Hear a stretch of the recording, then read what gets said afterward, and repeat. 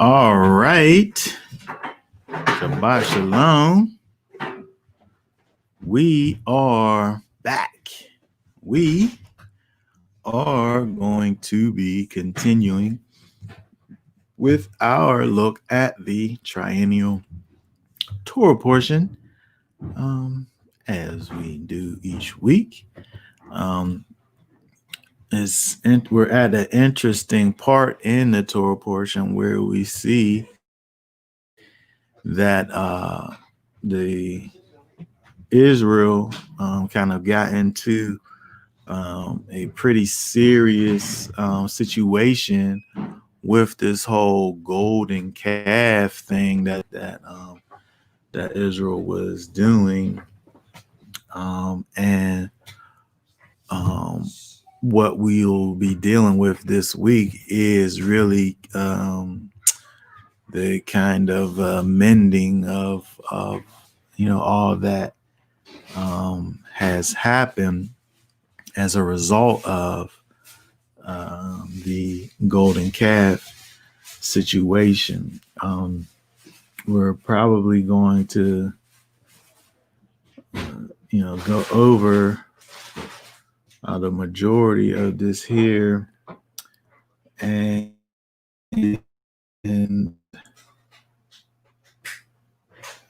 let's see here. Probably give a kind of an overview of the final parts of the Torah portion, because it's a little bit of a repeat. But we're going to get into these verses here. First thing we want to do is, let's see how far I want to read down to. Go over. Let me pull up the verses here.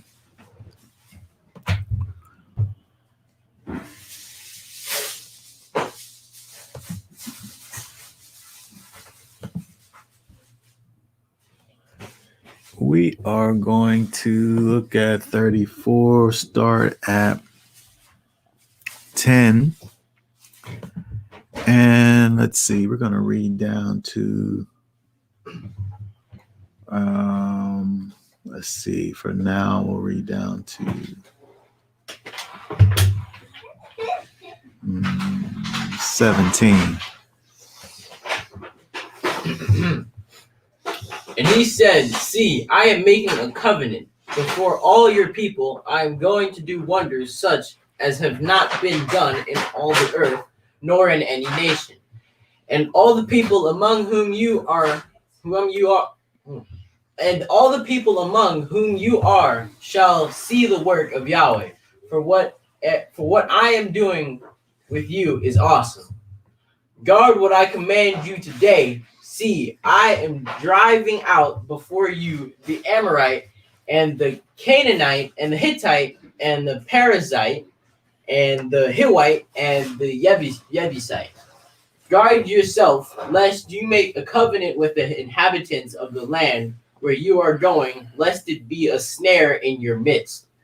But break down their slaughter places and smash their pillars and cut down their Asherim.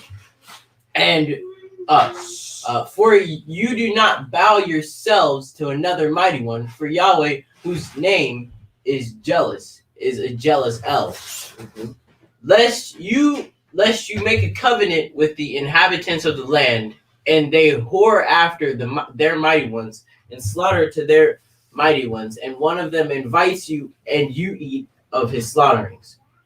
And you take of his daughters for your sons, and his daughters whore after their mighty ones, and make your sons whore after their mighty ones. Do not make do I stop? Do not make a molded mighty one for yourselves. All right, perfect. Okay, so when we look over here at what is going on, it's almost as if the Most High here is starting over, right? Because we already know that he made a covenant. He made a covenant back at Sinai, But now he says over here in verse 10, he says, see, I'm making a covenant. Is he making another covenant?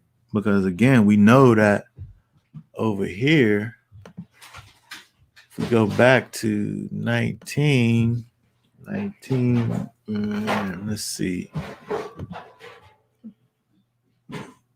19, what's that say at 4 and 5 there? You have seen what I did to the Mitzrites, and how I bore you on eagle's wings and brought you to myself.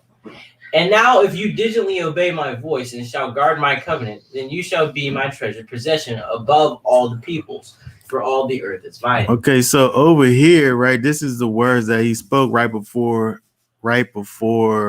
he gives the Ten Commandments. And so when we look over here and we see, that's the my covenant that he's talking about over here in 19 and verse 5. And so when we see over here, thinking about what went on with the whole situation, is that we see that there was, with this whole golden calf situation, there was an obvious breaking of the covenant, right? So with all of this golden calf situation, it's like now there had to have been kind of this reset button that was pressed, right? And then also the things that he reiterates in these verses is a combination. It's a combination of the actual transgression that was made by Israel with the golden calf situation, as well as a kind of recap of what he said to Moses, kind of right before the thing happened.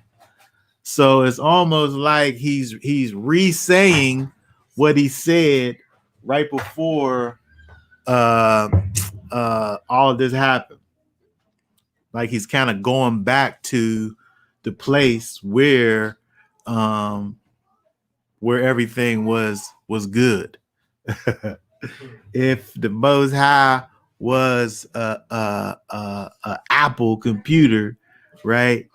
He did one of those time machine things, right? And he went back in time to the place where everything was good, right before everything got corrupted.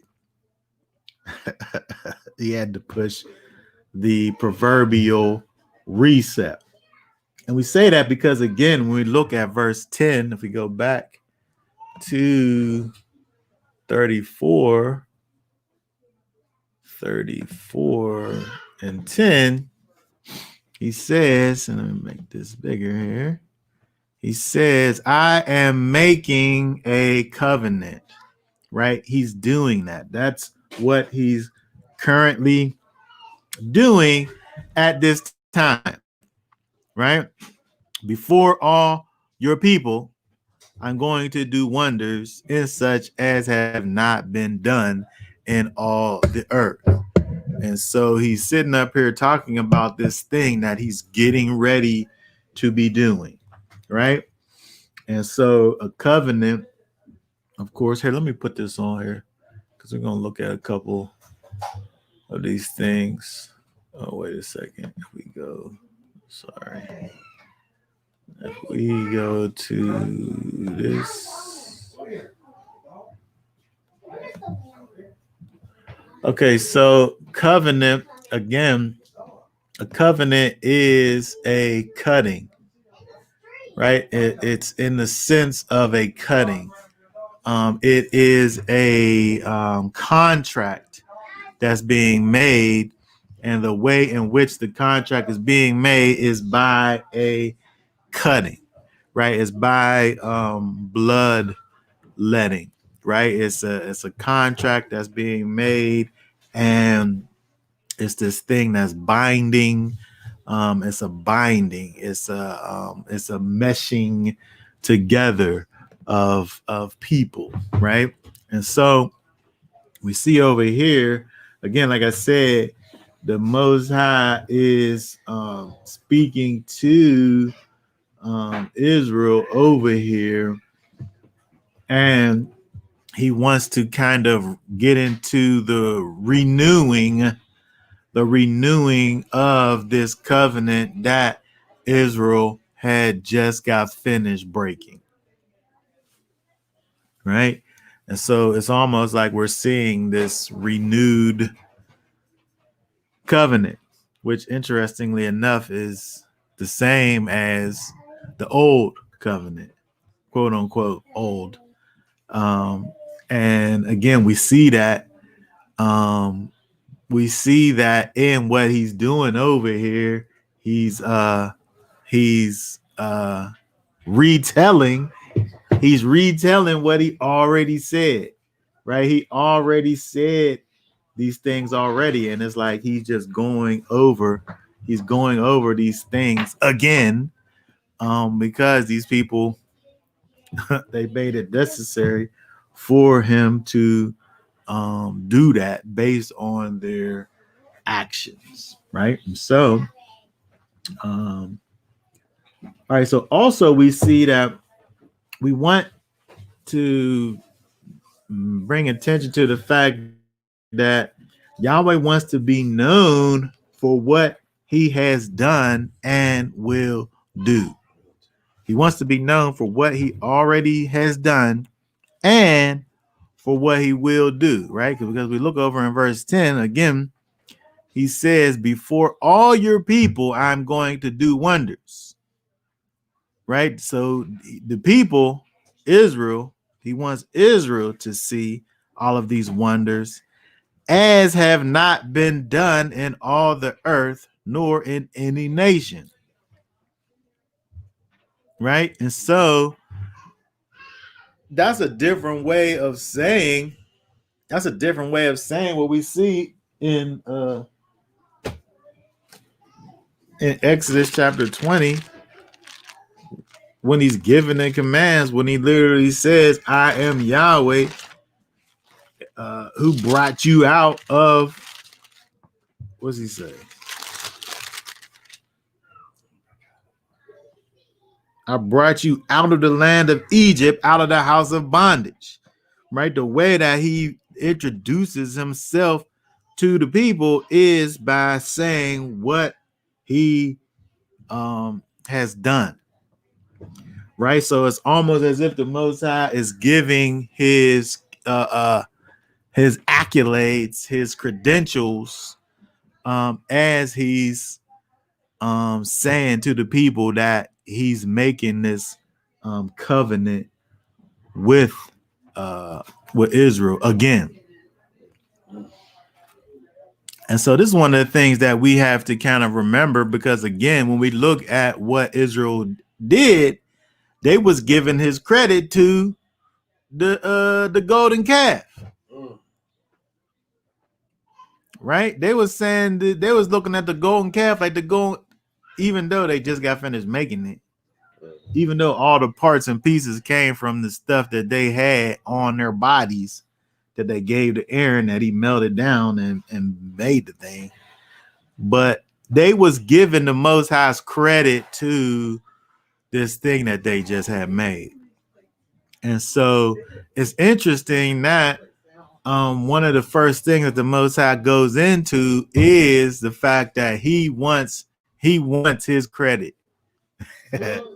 Don't be up here giving my credit to nobody else, right? I'm about to do these things for you that have never been done on the earth. I'm about to do it, right? Not this thing that you're gonna sit up here and make, right? He said, for what I am doing with you is awesome.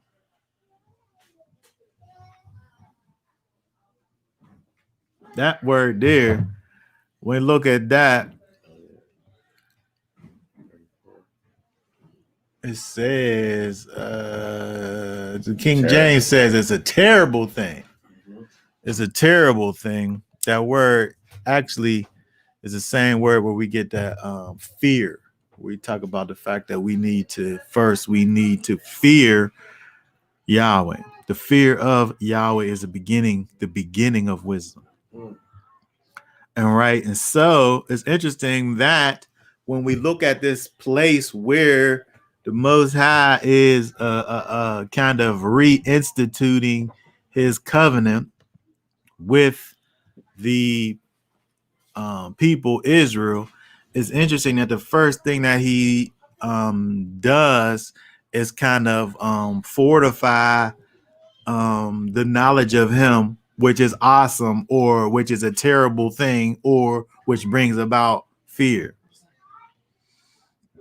Right, because the people weren't operating in fear when they sat there and disobeyed him with this golden calf situation. There was no fear involved in that, right? And so obviously that was a place that was lacking in Israel, because again, if we're operating in from a place of fear, we're not transgressing the Most High. You're just not. Mm-hmm. Right? So if you're in transgression, if you're out here doing whatever you want, we could just say that you don't fear the Most High. We can just say that. It's obvious, because if you did fear him, you wouldn't be doing that. Right? Right? It's not even something, we don't even get to go back and forth about it. It's obvious. It's like if I look in the sky and I see that it's blue, it's not an argument. I could know that it's blue because I look over there and see it. The same way that I could look at somebody who's going against the Most High, they obviously don't fear him. Right? It's nothing to be said about that. And so it's interesting that we see with the Most High, the first thing that he's getting into is, look, remember who I am. Right? There's nobody that's ever been able to see. He said, I'm going to do such things that have not been done in all the earth. They've never been done in all the earth in any nation. And you're going to see that all the stuff that I'm doing, he's saying, is awesome, or is a terrible thing, or is a thing to help you to understand the fear that you should have towards the Most High. Right? And this goes perfectly with this idea that the fear of Yahweh is the beginning of wisdom. It's the beginning of knowledge. Right? You can't get to that place of understanding who the Most High is less that fear is there. Right? And so again, we see that over here with verse 10. And then so after he goes into that, in verse 11, he says to guard what I command you today. Right? Because again, he's kind of fixing the problem that was created from before. Right? Guard what I command you today, because you obviously wasn't able to guard it before. That's why we're here. Right? So guard it. And so when we think about this idea of guard or shamar, I think probably the King James says observe, right? What's this here? Yeah, shamar, to properly to hedge about, right? To guard, right? If I have something that I want to protect, if I have something that I want to keep safe, right? I got a whole bunch of things I like to keep safe that I have like in a safe. Mm-hmm. Right? Mm-hmm. I don't want nobody to take my stuff, so I put it in the safe. Right? I want it to be, some of the stuff that I like is potentially dangerous, so I want to guard people from my stuff. Right? So I protect it. I put a hedge about it that's unpenetrable. Right? Mm-hmm. I have doors with locks on them, right? Because I don't want just people just walking in, right? I'm saying that I don't want it. People that I do want in, they could just walk in. But but I have locks on my doors. That's how I guard my house. If I'm here, I probably got some things that would make intruders uncomfortable, highly uncomfortable, if they was to come in, because I'm guarding my place, right? I'm guarding it. I'm putting a hedge around. I'm keeping bad things from coming in. I'm keeping the good things that's in here that I like a lot. I don't want those things to just be just slipping out, right? So I'm guarding those things. But the Most High saying over here, he's saying to guard what I'm commanding you today, right? So how much more so do we deal with the very words of the Most High, right? He's given us his instructions, and we need to be taking those instructions and putting them in a place where they can't be trampled upon, right? They can't be transgressed, right? And so it's necessary for us to not only just know what it is that the Most High is having for us to do, but also to not only know what it is that he wants for us to do, but to guard those things so that we make sure that we're able to do those things. Right. And that's the thing. Like, we have to be able to notice, again, just like, if you was guarding a tower, when you notice that there's some things, that there's some potential, if I'm on guard duty, I'm not only seeing the things that are literally trying to attack me, but I'm taking note of potential threats to even know if they might even try to sit up here and do something, right? Just potential.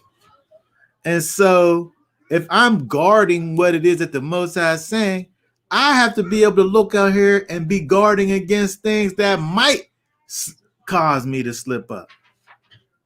Right? Not even things that I know for a matter of fact, but there's a chance that this thing over here could cause me to slip and fall. I need to be wary of that thing. In fact, I need to just stay clear of that thing, because it might cause me to. That's what it takes when we sit up here and talk about this idea of guarding, right?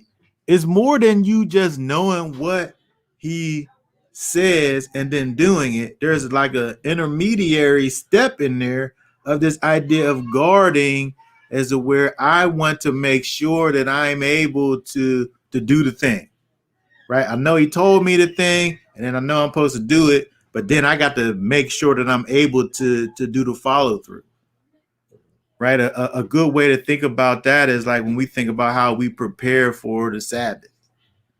Right? If I already know that I'm not supposed to buy and sell on Shabbat, then I got to make sure that before Shabbat come in, that I had to have bought and sold all the things I'm gonna buy and sell.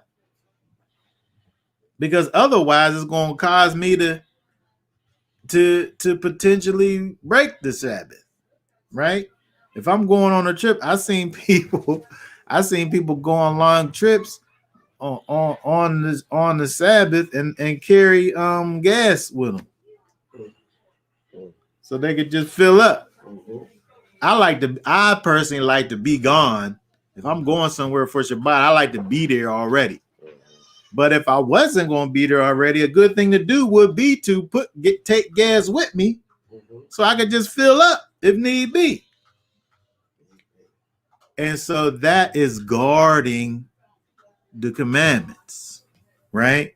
Where I'm sitting up here and I'm taking precautions about potential things that might maybe cause me to trip up, or stumble.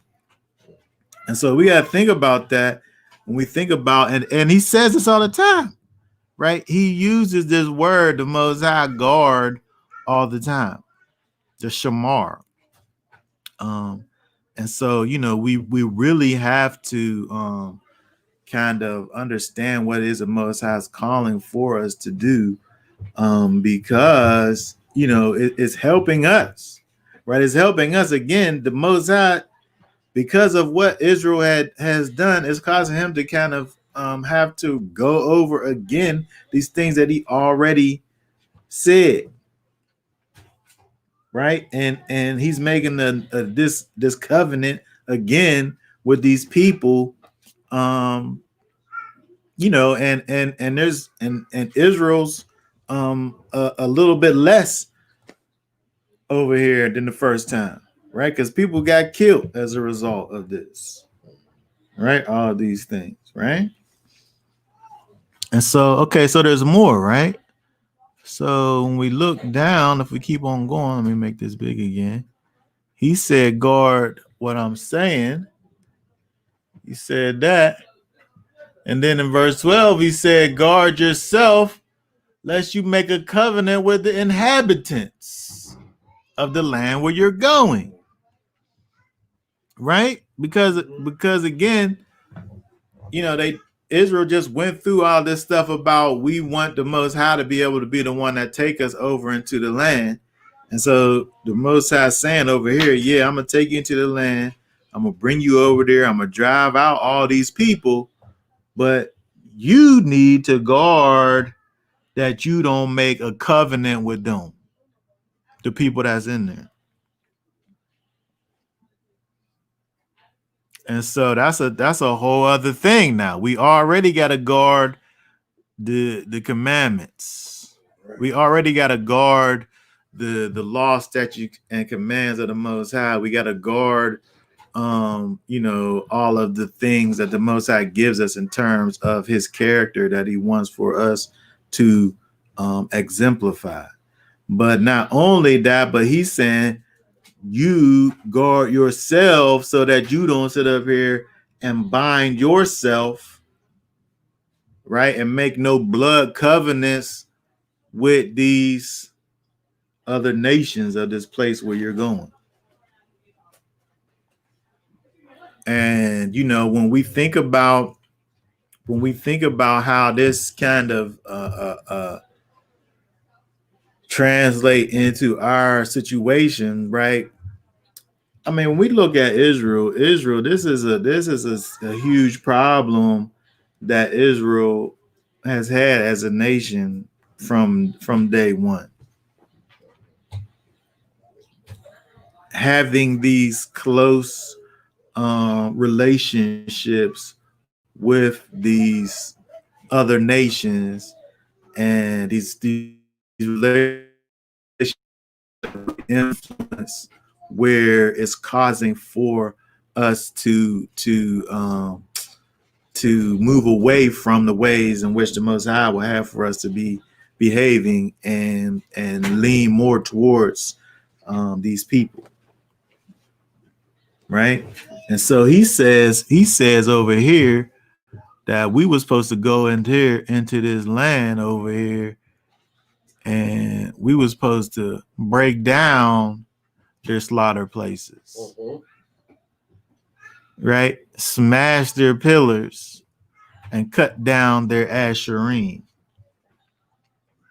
right? We were supposed to go in there because we already know that this is this is a place full of pagan practices, right? These are some heathens over here, right? So, but you taking over the land, you going to be where they're at, and so we wasn't supposed to just go over there and have these things as some monument over there. Oh yeah, that's where they used to worship their gods at, right over there. Right. We're not using it as that. It's just just in remembrance of the people that used to be here. Right. He said, nah, you go in there and break that stuff down. Right? Smash their pillars cut down their Asherim. It's interesting because an altar is something that you obviously that you make, right? You build it, and the same thing with a pillar. But when we look at these other things, these Asherim, these Asherim were these places where it was just kind of like a location that was basically these places where they had these trees, just a place, not necessarily something that they built up, but something that was naturally there, that was kind of like this place of worship. He said, cut those places down. Right. So this is basically all eradicating everything that had anything to do with the former pagan practices in this place where they was going over here.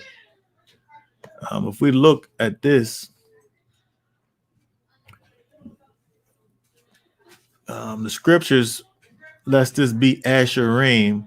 I think some places put, King James says they're groves, right? Let's look at this a little bit. This word is Asherah, Asherah.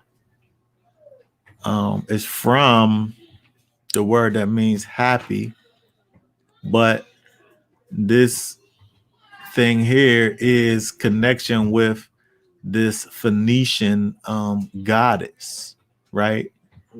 Which means grove. We look at, let's see if it's got the word study. Oh yeah. So here we go. Here, feminine noun, which signifies the Canaanite fertility goddess, believed to be the consort of Baal. Consort is like a intimate partner, right? And so this Asherah was this consort of Baal, that these people over there would have these little areas in the woods where they would sit up here and dedicate these places. Probably they had the pillars and the altars was all in these wooded areas, right? But the Most High saying, y'all go in there and just clear the whole thing out. Not just the altars and the pillars, but the place where those are, you clear those out too. Because there was literally, if we look at this, it says here, because of this association, the worship of Baal and Asherah were often linked together. Let's see, the noun is most often used for a carved wooden image of the goddess instead of a proper name. The image was frequently associated with high places and fresh trees. The latter contributed to the misleading translation of the Septuagint and Vulgate of that denoted groves. So when we saw in what the Septuagint and the Vulgate did in terms of translated, they kind of made it kind of general, where they just leave it at this idea of groves here. But the thing is that they was in this place with these high trees. Well, they would take some of the trees and carve their little pillars out of the trees, and also they would make their altars in these places. And so it was like a mixture of the trees that they were sitting up here worshiping, these pillars that they made out of the trees, and these sacrifices, the altars that they was making. And so again, the Most High saying, you go in there and you clear out all of that stuff, because all of it's pagan, all of it's things that you're going to sit up there and look at, and eventually those things that you leave over there is going to pull you over into the other side. Yeah. I'm gonna iterate something. If I said that right, iterate. Anyway, when I was doing a study a while ago on Crossbusters, before they took it down, in the internet. But I was studying about Babylon, about Semiramis. You always correct me when I say that, and Nimrod. They was doing the similar things like that, and the erecting of what is known today as obelisk that occurred. It showed that it occurred after the death of Nimrod, and it represented the shaft of Baal, like the Washington Monument that goes in the Vatican. And they would carve them where they would go into the trees, and everything represent paganism. The Christmas wreath, the mistletoe, the Yule log, the whole nine. And it all goes back to Babylonian worship of Nimrod as the sun god. When you look at these different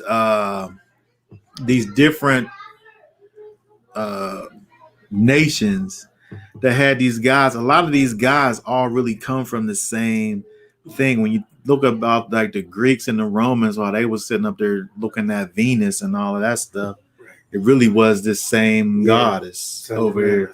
It was just kind of like a mutation of what these people did. And so all these kind of things, when you look at these pagan gods and goddesses, you could really kind of, if you keep on peeling back the layers, you could see that they kind of have like they're coming from the same place over here. So when we look at this Asheray,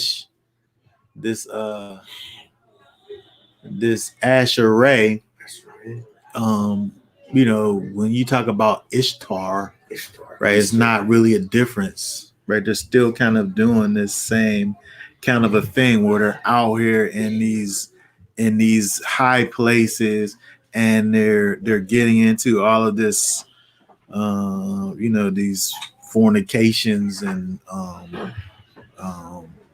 idol worships and all these things that they're getting into. All of these things kind of have similar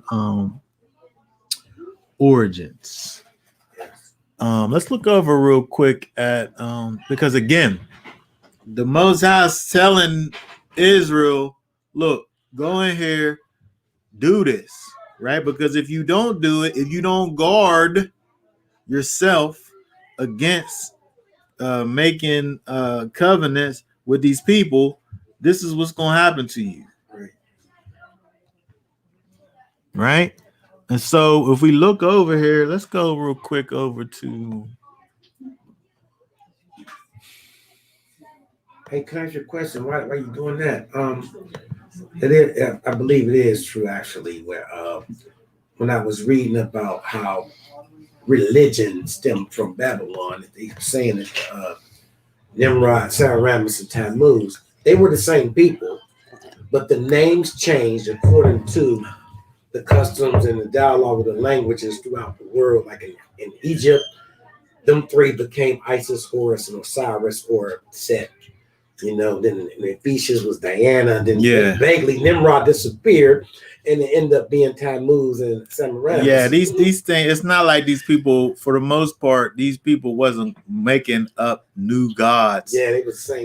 They was dealing with the same gods, and they would have a name that was kind of more conducive to the people who they was, but it was really like the same thing that they was doing.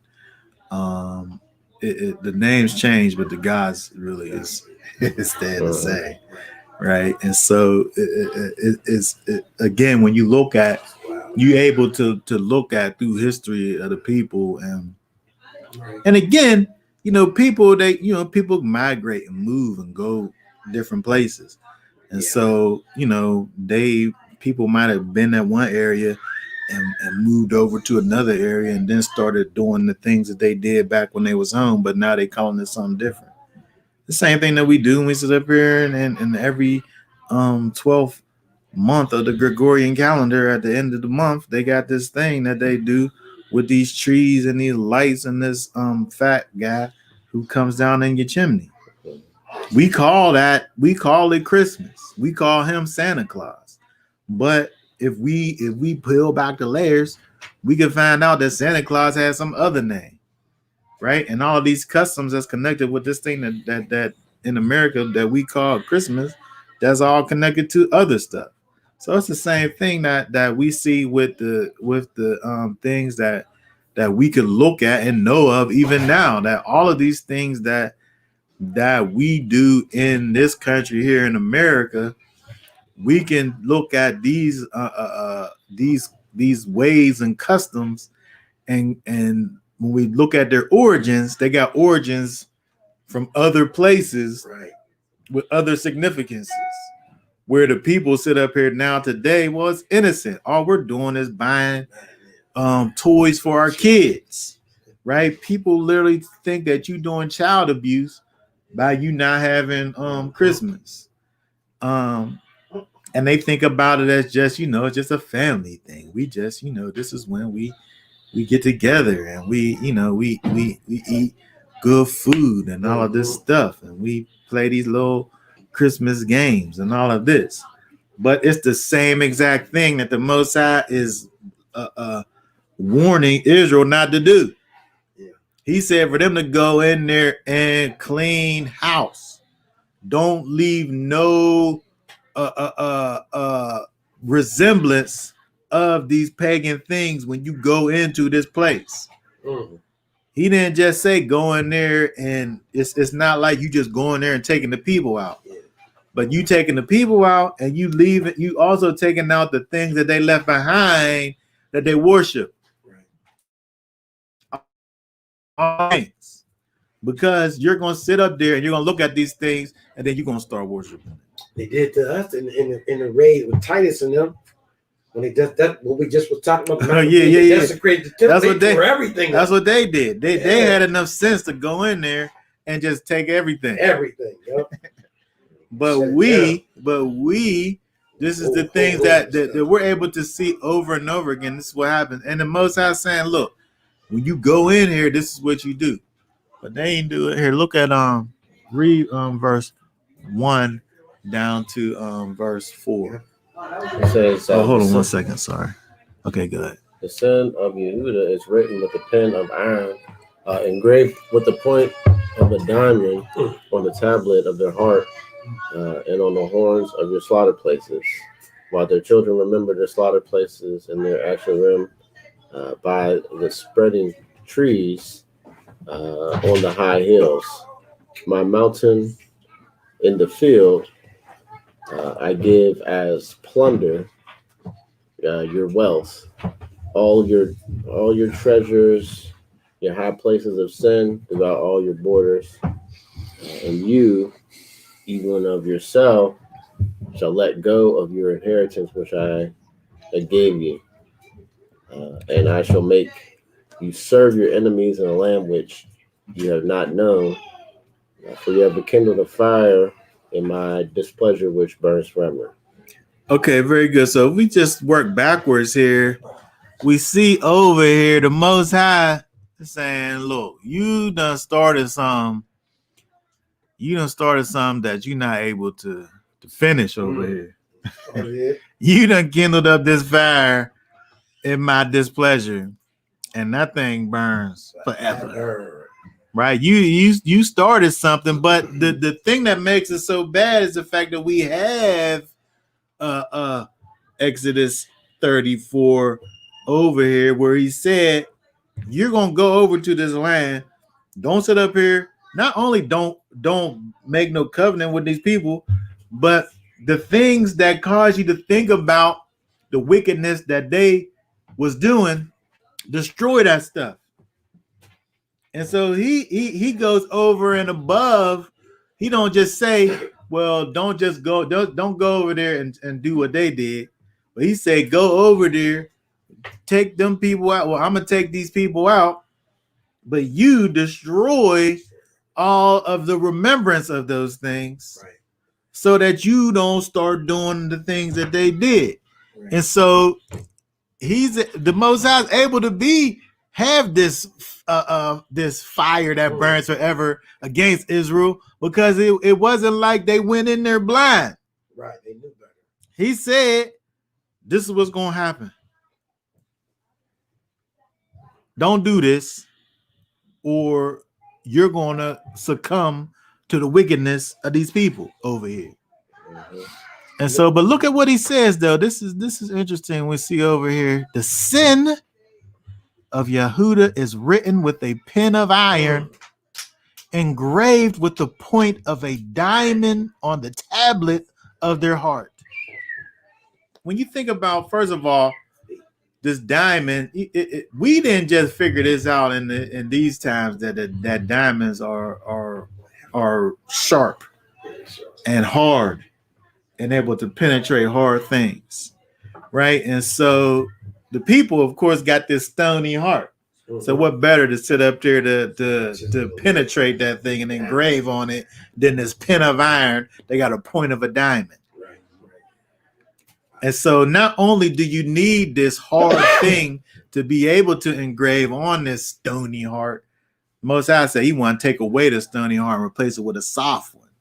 Right. But he know that baseline is a stony heart, right? Mm-hmm. And so this thing that's being done, if I write something down with a pencil, somebody could come behind me and erase it. Right. Even if I got like a pen or something, somebody could come behind and scribble over top of it. Right. It's easy. Yeah. Right. But if I sat up here and engrave this thing into it, you got to do a little more work. Like how you was sitting up there with them scrapers and trying to get that stuff off the floor. Right. You got to put a little more work into it. But if I want something to be this long lasting, if I want to have something that has long lasting effects, I'm gonna engrave that thing. Mm-hmm. But we talking about wickedness over here. The people, Judah, they sat up there and they it's like they wrote on their own hearts, right, with this irrevocable wickedness that they put on themselves, right? Wow. And it says, while their children remember their slaughter places and their Asherim. Hold on, but how is the children even going to remember if they would have went in there and wiped the thing out in the first place? Yeah, they would remember. There's nothing to remember. Right? But the people, Israel, was not able to just guard themselves the way the Most High had called for us to be doing. And so now we see over here, as a result of this, verse 4, you, even of yourself, shall let go of your inheritance, which I gave you. You know what I think? When I be looking at this, when I searched the scriptures, period, and I found out everything y'all did, it reminds me of a loving relationship. How you be in love with a woman or a woman in love with a man, they have a broken heart. I came to the conclusion that all my life, every broken heart I had was for me to remember how y'all felt when we prostituted ourselves to other idols and stones and like. So yes, he was jealous for us, not jealous of us. So yes, fella ain't will burn forever. Yeah. And another thing is, when you think about it in that way, the Most High, really, he's just really being true to his own self, because he said what he said to Abraham. Yeah, he said what he said, right? And so he wasn't going back on it. So it's just like, it's almost like he trapped his own self by being true to his own word. Mm-hmm. I got to sit up here and deal with these people, but it's not without consequence, though. Right? It's not without consequence. We got chance time after time, but it definitely was not without consequence. And we see over here where, this is another example where the Most High, it's like he's cutting Israel, this Judah here, he's cutting Judah get cut off. Inheritance done. Right? The fire of my displeasure is on you. right? And so there's things in order for this thing where it's like different. We do. We sit up here. That's a good example of what you're giving in terms of how we do when we love somebody. We take a lot of stuff, right? That's what we do. But the Most High is just a little bit different, right? Because we'll sit up here and we'll just, whatever, just treat me however you want to treat me. Like, I love you so much. It don't matter that you beat me up. It don't even matter. I love you so much. It don't matter. You can do what you want. I mean, like, the Most High, like, he gonna take his back, but it's gonna be something, right? We talk about Israel. You talking about generations of separation, right? You talking about there's time that goes by where the Most High just ain't even dealing with his people, right? Yeah, he has a place in his heart for Israel, absolutely. Yes. But his time schedule ain't on our schedule, right? And so there's a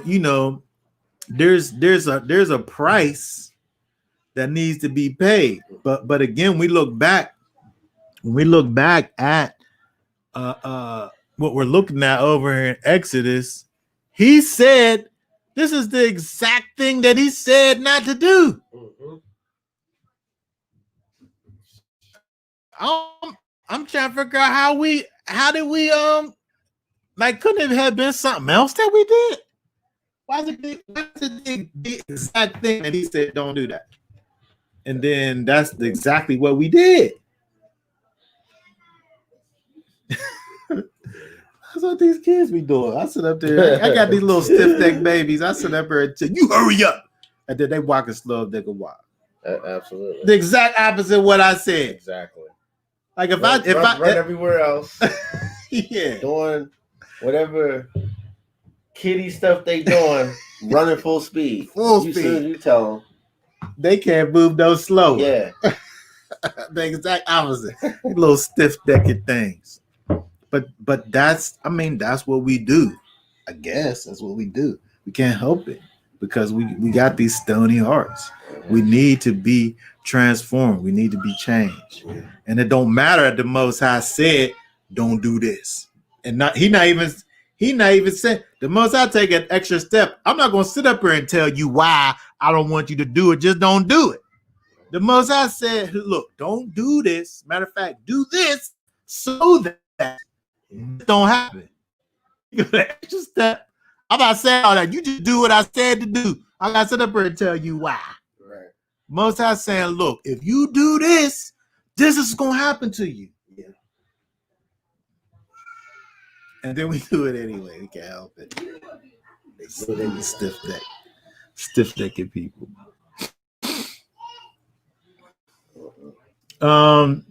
Let's see here. Okay, I want to skip over.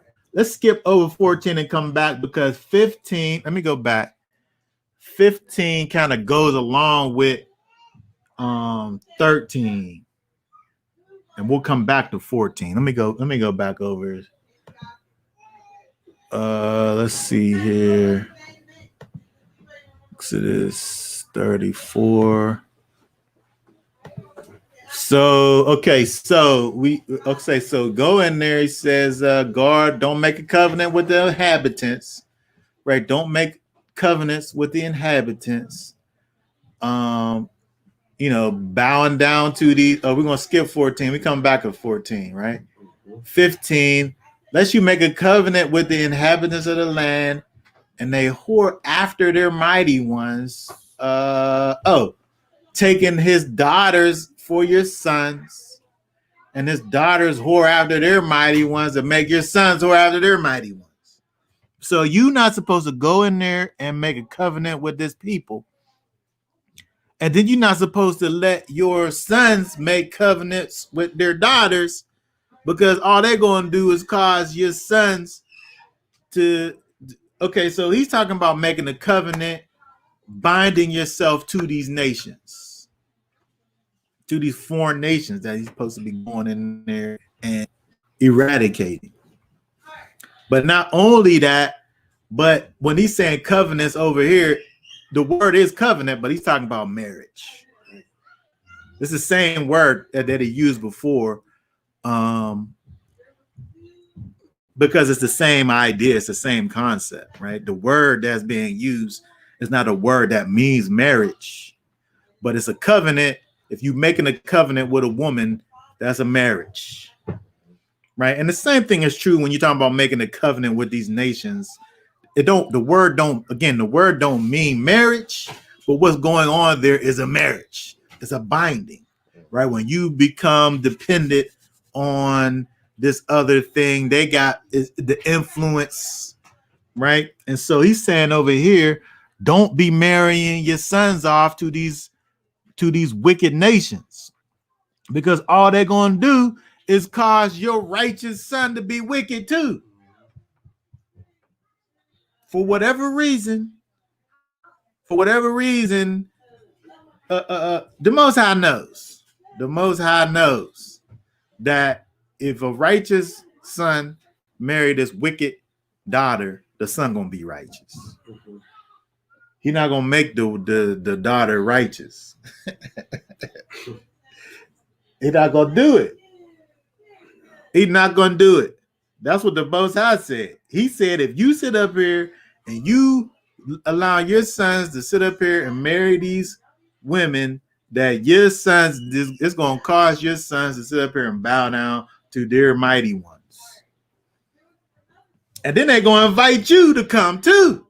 They're going to invite you to come.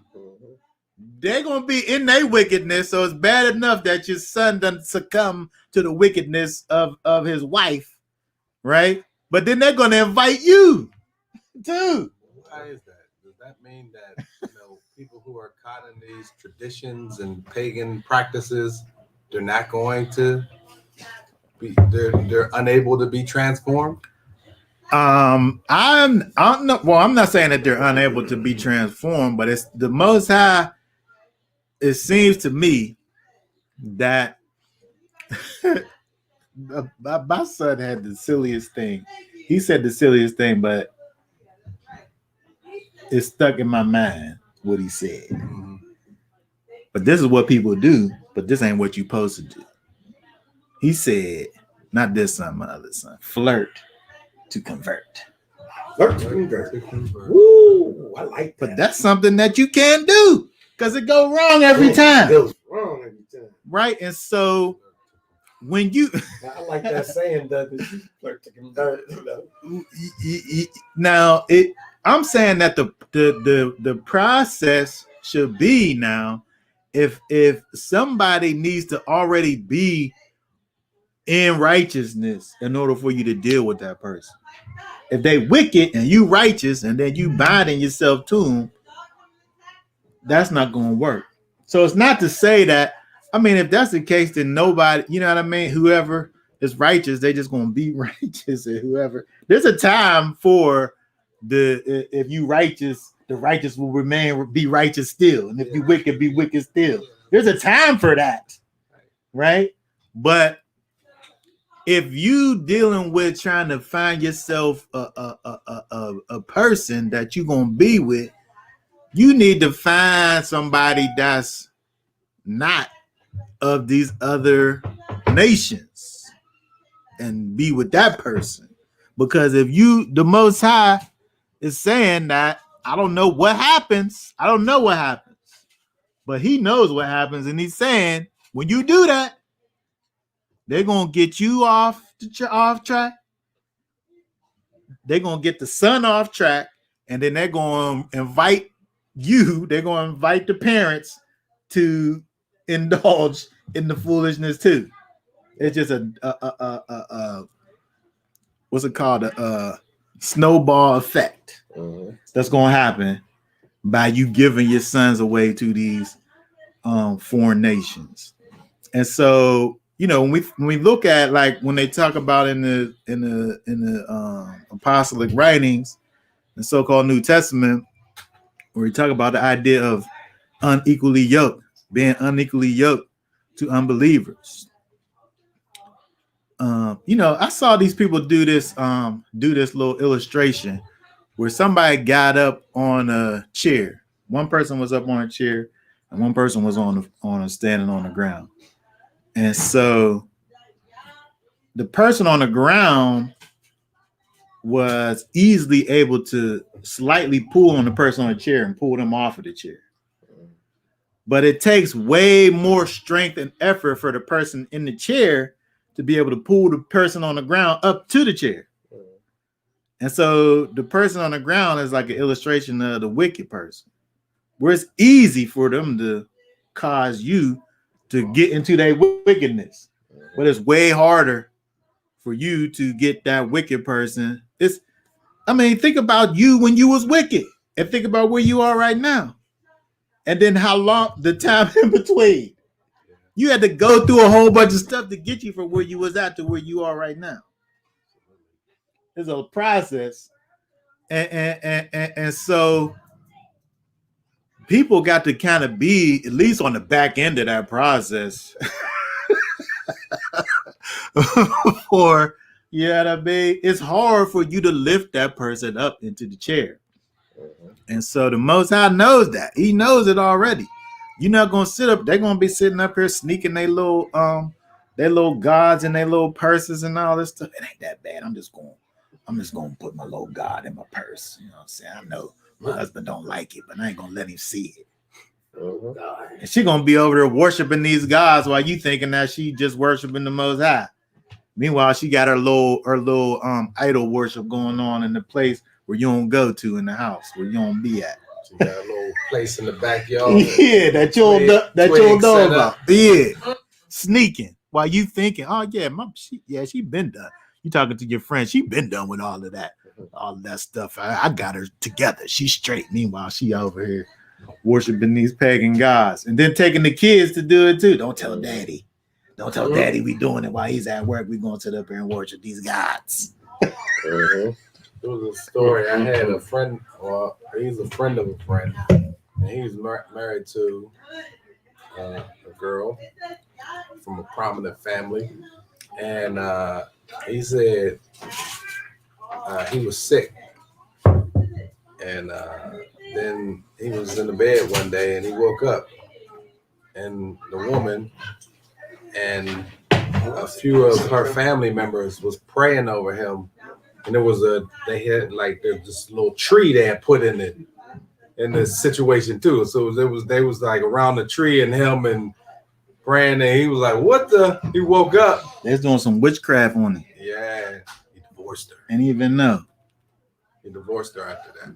But how long was they married? I know they was married for a good bit of time, and he ain't never known. And he never knew about it. That's what I'm saying. So I think that when we look at this thing, the Most High has given us wisdom over here and saying, look at Solomon. Solomon, the wisest man that there was.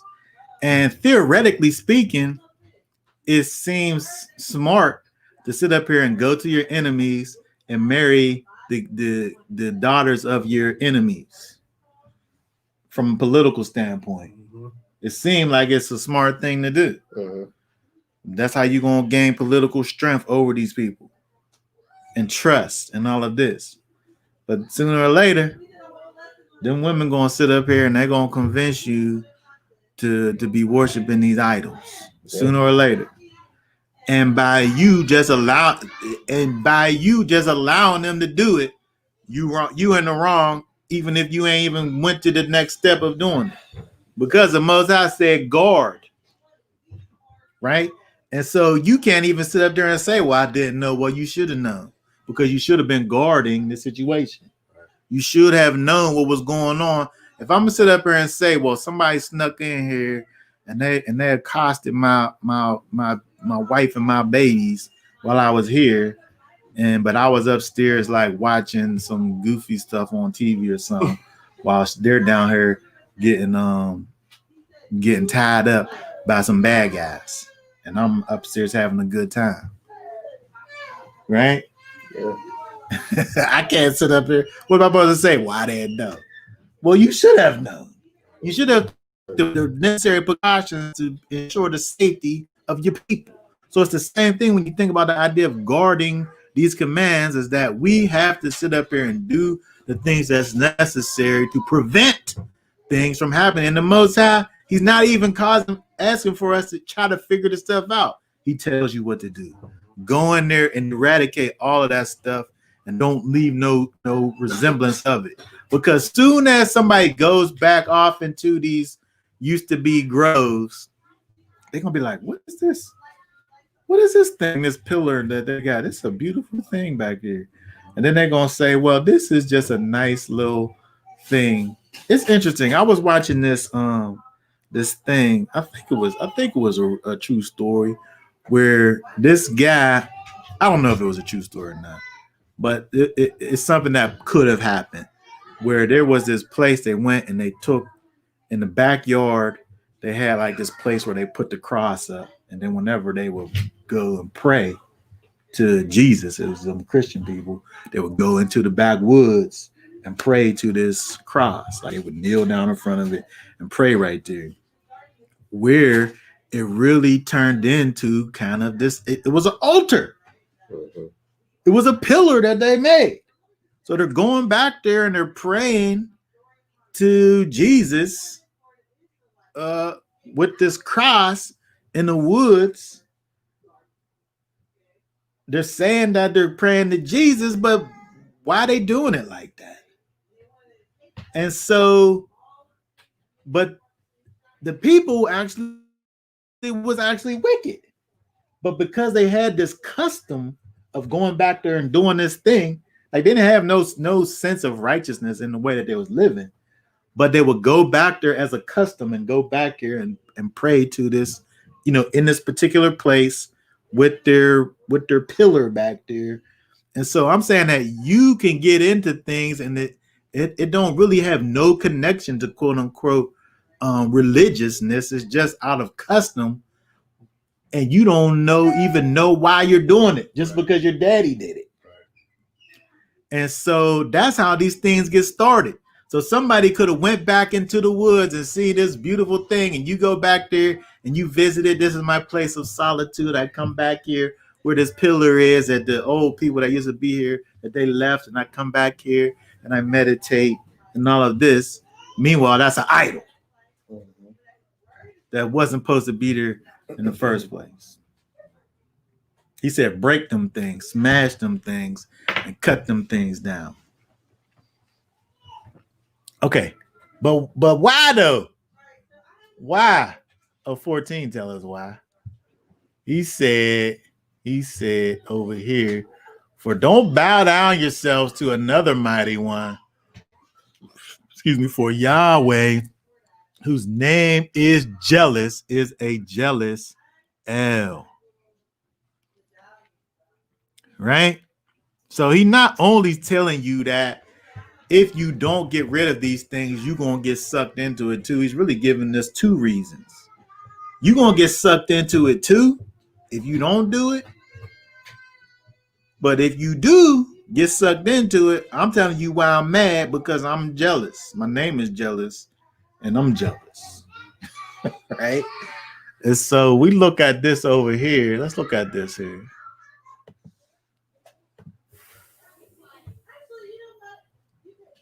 He said, whose name is jealous. He's a jealous Elohim, right? This is the same word over here. So let's look at this here, which is kana, which literally means jealous. Okay, so that's totally abstract. You don't have any idea what that means, right? It says jealous right there, and then so the definition is jealous. How are we supposed to get to the bottom of this? All right, let's do something else here. Let's look at let's see here.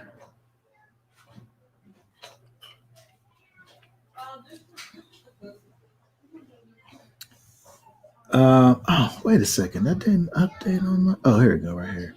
Okay, so if we look at this here, I don't have this on here, but the Jacinius, the Jacinius Hebrew lexicon talks about this word kana, use of Elohim as not bearing any rival. It also says is the severe avenger of departure from himself. Okay, so he doesn't have any rival, and there's some serious consequences from those that depart from his own self. Right. And so that's a way that we could think about what this word jealous means. We think about jealous in terms of um kind of the English understanding of it. It's always kind of it's hard to gain kind of a right understanding of what it is that even means, because it's always the concept of suspicion is involved. I'm saying as far as the English definition of the English word jealous. When you look at all the definitions, suspicious is like the first thing that comes up, which is interesting. But over here, this word kana, according to this Jacinius Hebrew lexicon, it says that is used of Elohim as of not bearing any rival. There's none that compares unto the Most High.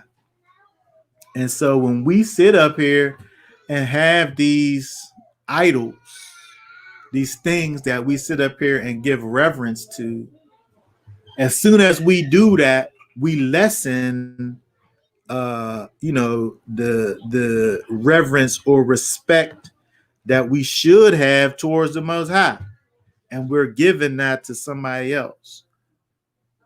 Where we look back, the Most High said, in doing all of this, he's restoring Israel back to the right relationship that we had prior to this transgression, which, by the way, was idol worship. But again, the first thing he says is that I want you to know about, I want you to give me my due credit. Give me the respect and honor and reverence that I deserve. Don't give it to another. And so, it's funny. It's funny. I heard my wife talking to somebody and telling them about something that this other group of people that we was with, that we were visiting, and she was telling this person that the people that we was visiting had this idea about a particular scripture, and was telling the whole story about how they had this particular breakdown of this particular verse. And I'm in the kitchen hearing it. I'm not paying attention, but I hear what she say. And then I had to come in and be like, I said that. You sit up here giving my credit to somebody else. They didn't come up with that. We talked about it. I said it. Right? She giving my credit to somebody else. Right? I'm talking about you. That's why you came in here. I'm talking about the time you gave my credit to another. Right? And so I'm saying that the Most High is saying that over here where he don't want his credit given to another. Right? And that's part of this whole thing. Where's the hand me the whiteboard. Because this word kana is interesting.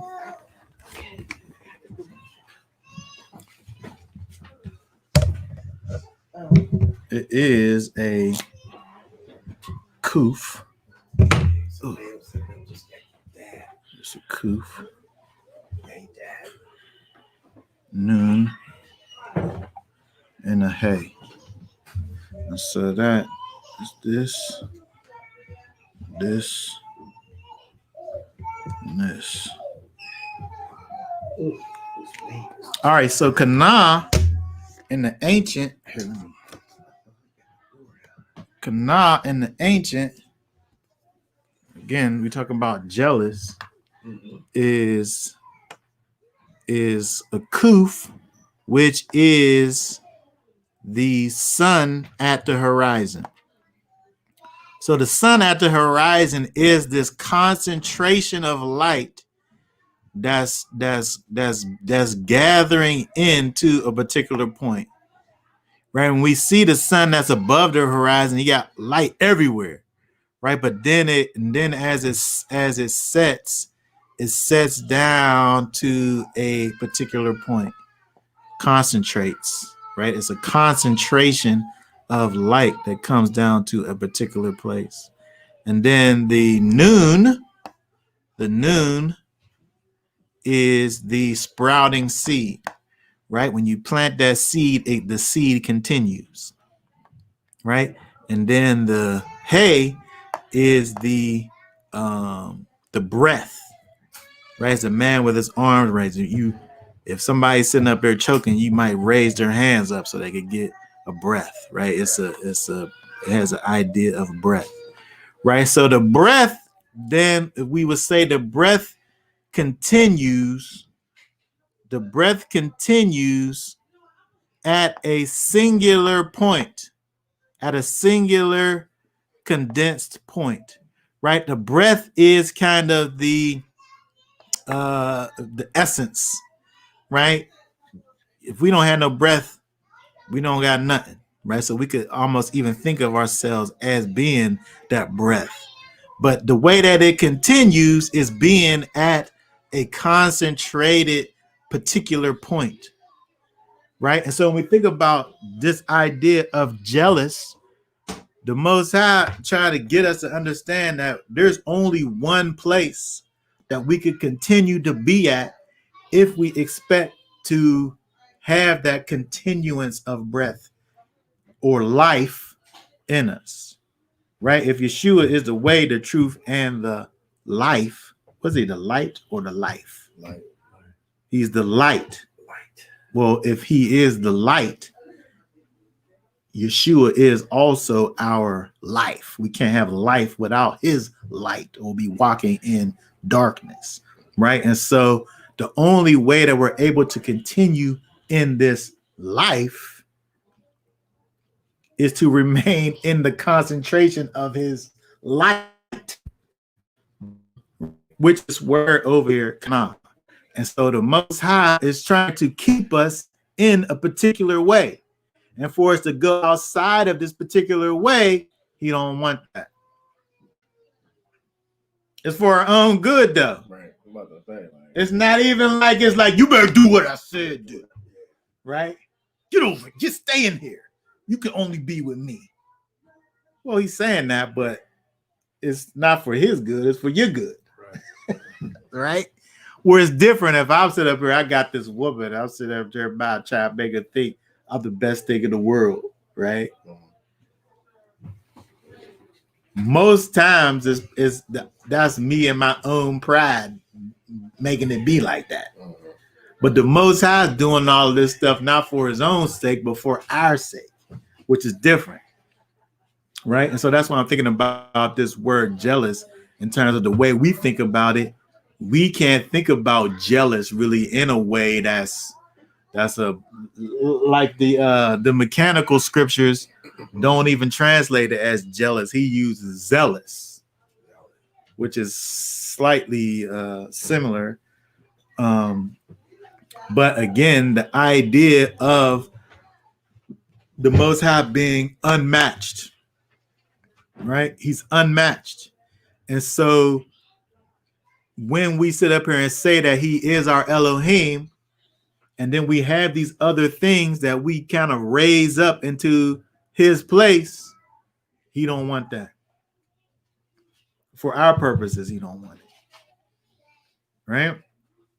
And so again, it's interesting that on the back end of this golden calf situation, we see that again, what needs to be what's reiterated by the Most High first is, again, this fear of the Most High is reiterated. The knowledge of who He is, not giving His credit away to nobody else, and then idolatry. It's the same thing when we even look at the Ten Commandments. The Commandments is given in that same way. The knowledge of who He is.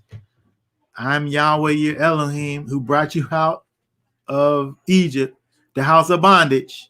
The knowledge of who He is, the fear that goes along with that, and then the next thing He talks about is idolatry. It's the same process that we see over here in Exodus chapter 34, starting at the 10th verse and on down. So again, it's like the Most High starting all over again, but He's starting all over again the same exact way that He did it the first time. This is who I am. Understand who I am, and when you understand who I am, you're not going to sit up here and give my accolades to anyone else.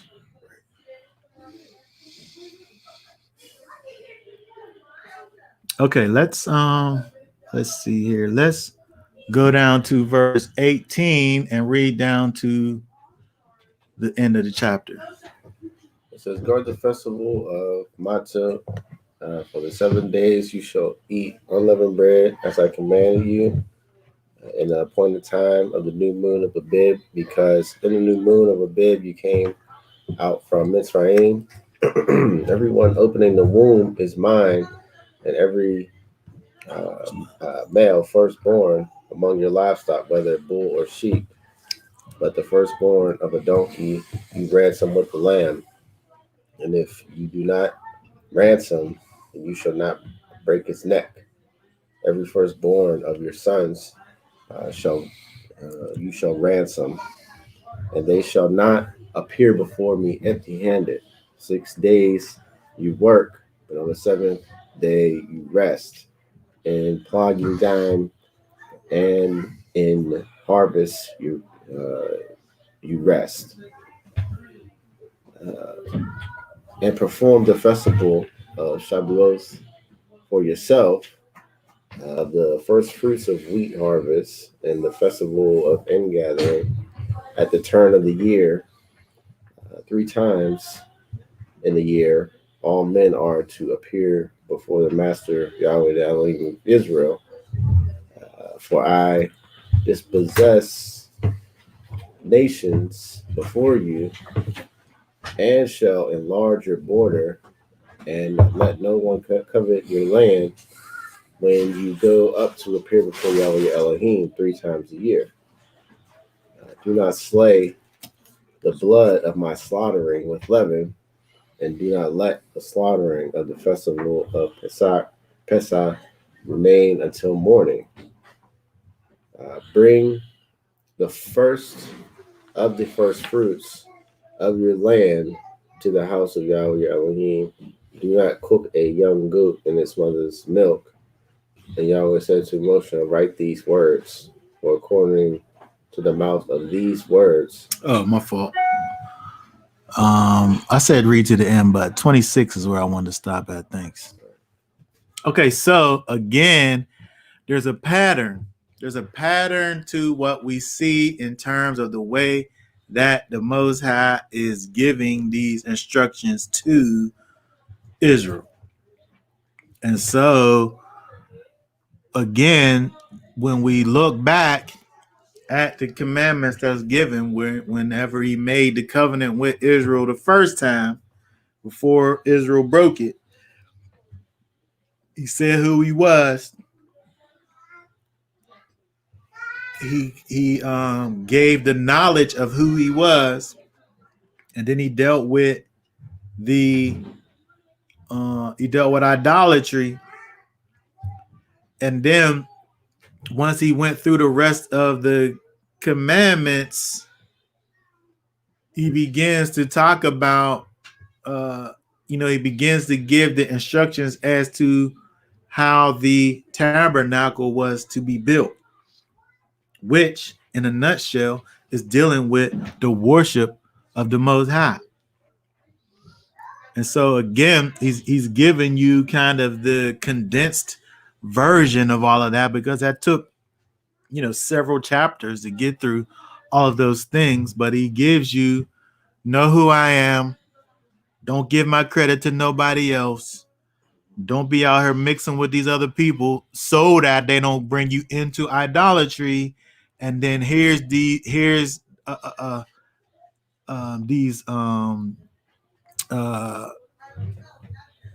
things of worship, when he's giving us the high days, well, the three pilgrimage feasts, coupled with the Sabbath. And again, one of the last things that he talks about before Moses goes back down, before he gives them the tablets, was the Sabbath, right? And so now, not only does he bring up the Sabbath, but he brings up also these high days, these pilgrimage feasts, these 3 times in a year when the Most High wants to meet with his people in in the land, at the place where he puts his name. And so again, I want to just look at this real quick, because we see over here that he talks about the idea of the Sabbath. 6 days you do the work, but the seventh is a day of rest, right? In plowing time and in harvest you rest, right?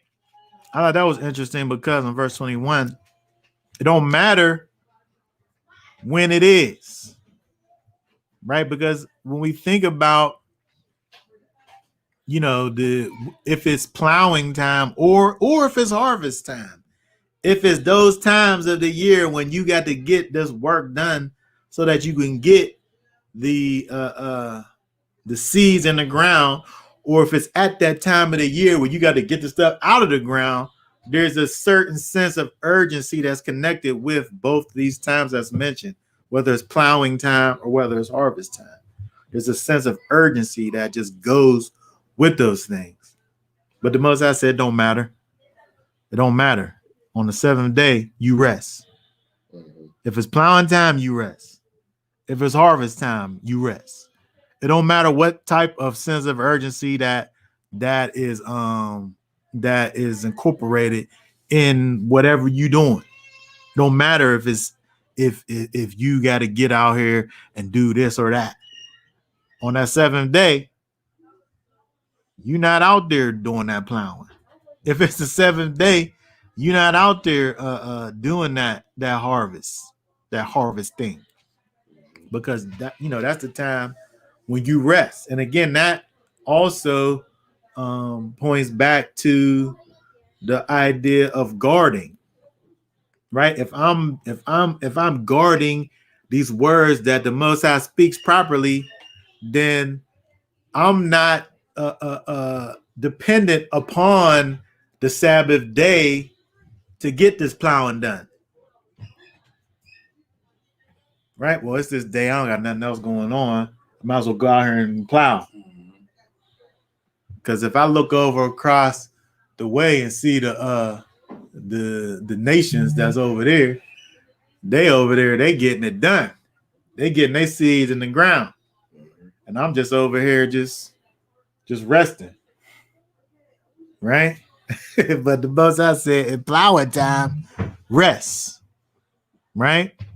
Well, they over there, they getting getting their corns, man. I'm seeing that these animals these deers are starting to get restless, and they moving a lot. They out there eating my stuff. Yeah.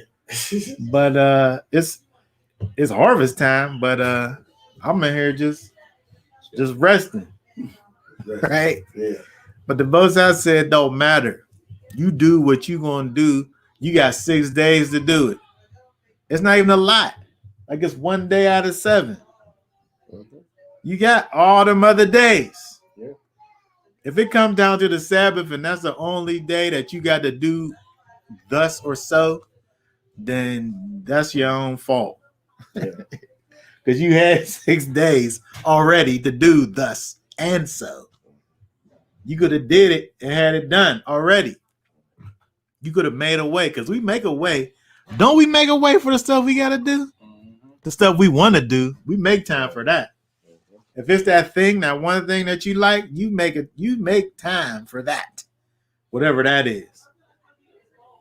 But then that thing that you need to do, which is not always the same thing that you want to do, the thing that you need to do, you might put that off. But then here comes Shabbat, and that thing that you need to do ain't done. And you might sit up there and say, I got time. Let me go ahead and take care of that real quick. But when you do that, guess what you wasn't doing? You wasn't fearing the Most High when you did that.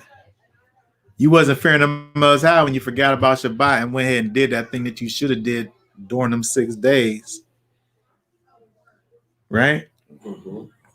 And so the Most High he's telling you, he's giving you all that you need in order to succeed in this life. That it's not when we look at what John talks about in terms of, if you love the Most High, you'll keep his commandments, and his commandments are not grievous.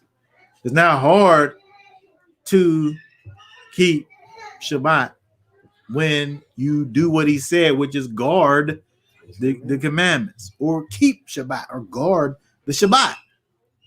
When you guard it, it's not hard to keep it, because part of keeping it is doing all the things that is necessary beforehand. Right? If I'm driving around and my car is on E on Friday in the daytime, it's Friday, I know Shabbat's coming, and I don't put no gas in it, that's my own dumb fault for not putting gas in it before the Shabbat came. So I'm either going to not go nowhere. Well, what else could I do? I can't go nowhere. Right? Because people say, well, Yeshua talked about the ox in the ditch. But that's like an accident. Yeah. I can't put my ox in the ditch and then be like, oops, my ox is in the ditch so I could get him out. Yeah. That's different. The ox in the ditch is you're going along and your ox falls in the ditch and you didn't see the ditch. You didn't know it was there. Right? It's an unforeseen situation. That's an ox in the ditch. Right. Not something that you knew about, and then, because if you knew about it, you would have walked around it. Right? Right. And so if you knew about it, you were supposed to take those precautions so that that thing didn't happen. Yeshua makes provision for us to be able to sit up here and an unforeseen thing by all means. There's nothing that you could do. It was not like you sat there and planned on it. Right? But if it's a situation where it's kind of if you don't do this particular thing, then if I don't sit up here and get this, again, we talking about an ox. As far as these people, that was their livelihood, right? The ox is the thing that pushes your plow and carries you everything. This is just your thing, right? You need this thing, right? It's not just some regular old thing that you can sit up here and wait for. Because if it is one of those things that you can sit up here and wait for, it's not going to be something that you're going to sit up here and break the Shabbat for it. And so, again, when we look at that verse 21 over there, he's saying, all the times, under all circumstances. And so again, we look at that. It talks about Passover. It talks about the Feast of Weeks, and it talks about the Feast of Sukkot. And so when we look at these things, looking at these feasts, it kind of gives you kind of an expanded thought about the significance of Shabbat. Because again, something I always talk about is the fact that when we look at the feast days and understand the feast days in their fullness, it gives you kind of a complete picture of the Most High salvation plan. But also in the context of what we're looking at, we look at these feast days as the actual ways and customs of the Most High, as opposed to these heathen ways, right? Because in the context, we see the Most High saying, "Look, these people got a way about them, and we don't want the Most High don't want for you to participate in these ways and customs of these people." But then not only that, but he's saying you need to be participating in these ways and customs of the Most High. Shabbat, Passover, Shavuot, Sukkot, right? He's giving you these things that we as Israel need to be doing and focusing ourselves on, as opposed to this false worship, right? So again, we see where he brings up Passover, he brings up Shavuot, he brings up Sukkot. And so it's interesting. I'm not gonna go too much into it because I think that I'm going to in the upcoming weeks go into this verse 34, chapter 34 and 22 at length, because when we look at this, I'll just give you a little preview over here. When we look at this, oh, hold on one second, let me see this.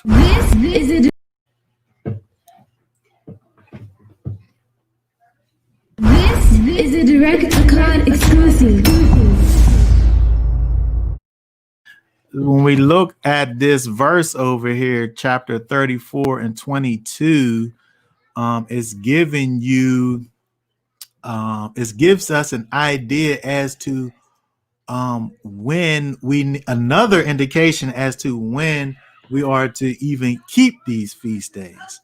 When we look back at Exodus chapter 12, where it talks about the fact that Passover, Feast of Unleavened Bread, is in that first month, the month of Abib. And many people look at Abib as being kind of this signifier in terms of knowing when the new year is. The Abib, you have many people who look for the green ears of barley, the things in nature, to tell them, ears of barley, it must be Abib. It's the first month. I'm gonna start from here. But the Most High tells us way back in Genesis that the way that we understand our set apart times, these things that are for signs and seasons and set apart times and years, are the lights in the sky. And so when we look over here at this verse over here, where it tells us, perform the festival of Shavuot for yourself, first fruits of wheat and harvest, and the festival of ingathering at the turn of the year, we're able to find out that this turn of the year is giving us an indicator as to when of ingathering should actually be at the turn of the year, which the Most High already told us that there is the lights in the sky help us to understand when our years are. And so when we see this turn of the year thing, it has to be telling us something about how to know different parts of the year. And so this, here, let me just see this real quick, not to go too much into it, but I just want to bring it up because it's right here. If we look at this verse over here, this word, Let's see here. It's my King James says at ingathering at the year's end. At the year's end. First of all, Sukkot is the 7th month, right? The year got at least 12 months. So why is it saying that at year's end? That's when Sukkot is. Is that saying that Sukkot is at the last month of the year? I don't think it's saying that. But if we understand our years based on the lights in the sky, and then this word over here, end, which actually means a revolution of the sun, right? Or a circuit or a cycle or a revolution of the sun, then this word over here, Tekufa, points us to something that signifies a complete cycle of the sun, which would be something that we think about as the equinox. The equinox, right? And so we have 2 equinoxes and we have 2 solstices, right? The equinox is something that is in relation to the sun, where it's at a particular point in terms of how we look at it in the sky. There's a spring equinox, what happens around Passover time. And then there's another equinox, a fall equinox, which just so happens to happen around fall time, which is around this Sukkot time. Right? And so this scripture is telling us that this feast day, the Feast of Sukkot, needs to be on or around this thing that happens that is a signifier, something that we're able to see in the sky, which is the sun, part of its cycle, part of its revolution, which again we're able to see at the particular time if we calculate it properly, at the fall equinox. And so again, like I said, I'm going to talk about this in the upcoming thing, but I just wanted to kind of bring it up over here when we see the Most High wanting for his people to get into his ways and customs and get away from and eradicate all the ways and customs of the surrounding nations. He wants his people to be doing his things only and not their things, right? And then so when we look, oh, we didn't finish reading. Let's read down because I want to also bring this up too. Hold on. Let me go back to this. Let's see here. Where'd you stop at? I think 24. Yeah. Oh, okay, yeah.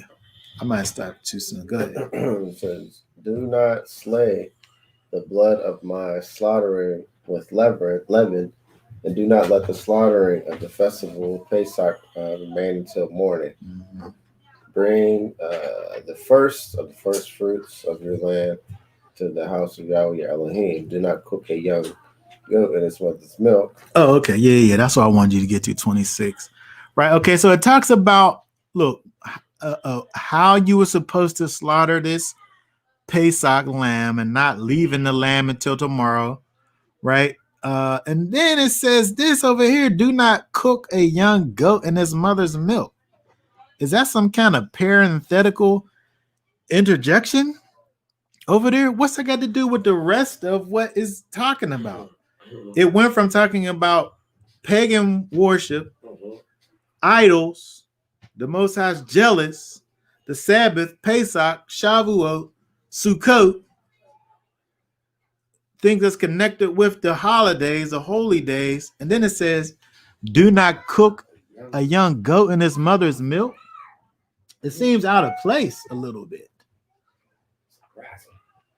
Now it's interesting when we look, there are some commentators over here that have some interesting things to say about other customs of different peoples. And so when we look, this particular person, Barnes, over here, is this commentator. He says the only explanation with accords with the connection is one which refers to a superstitious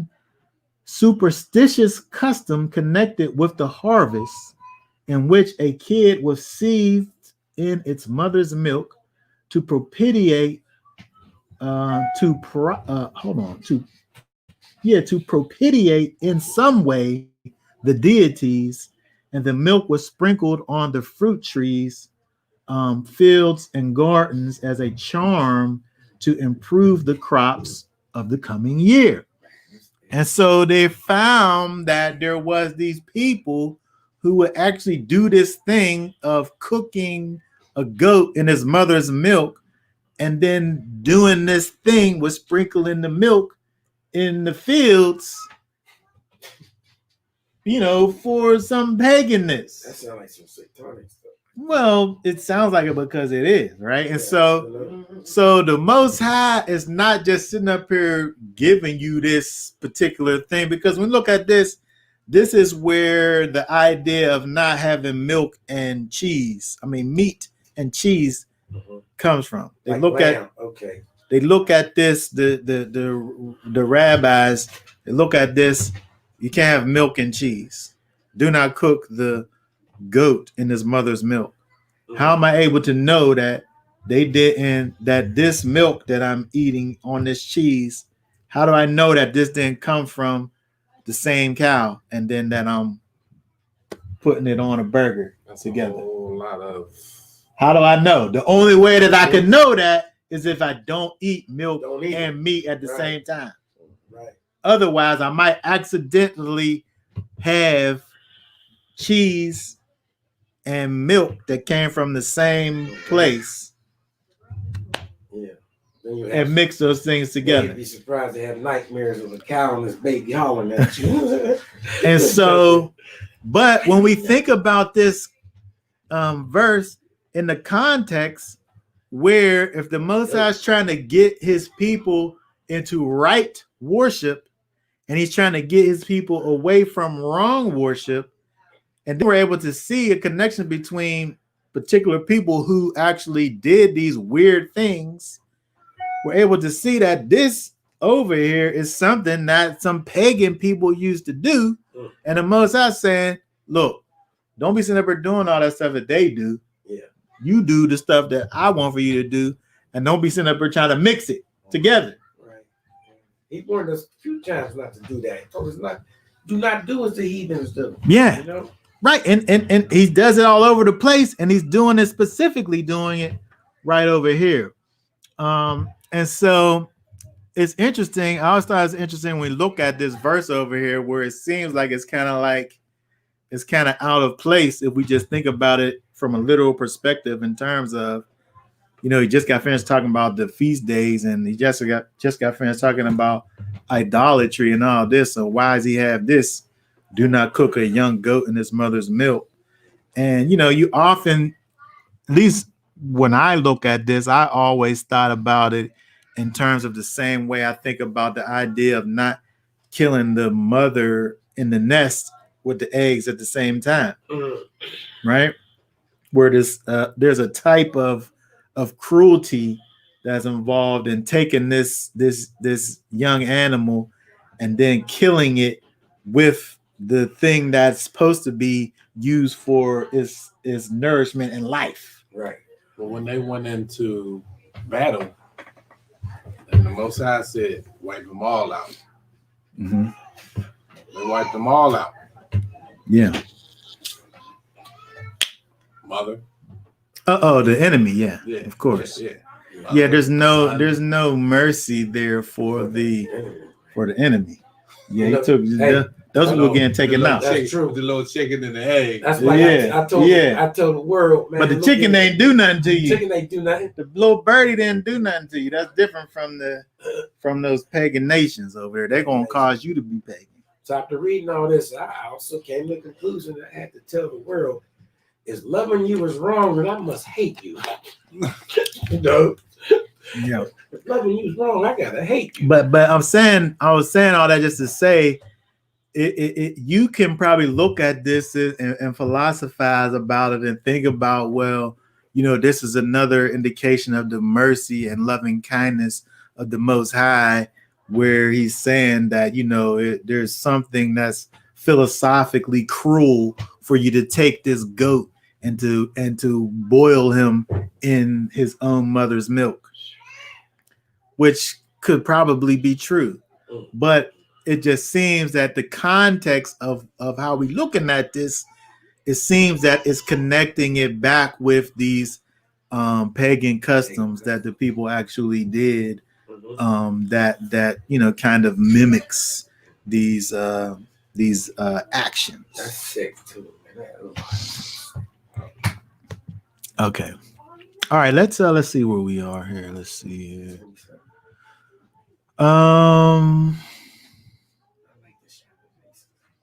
All right, let's finish up this chapter from here, 27. So Yahweh said to Moshe, write these words, for according to the mouth of these words I have made a covenant with you in Israel.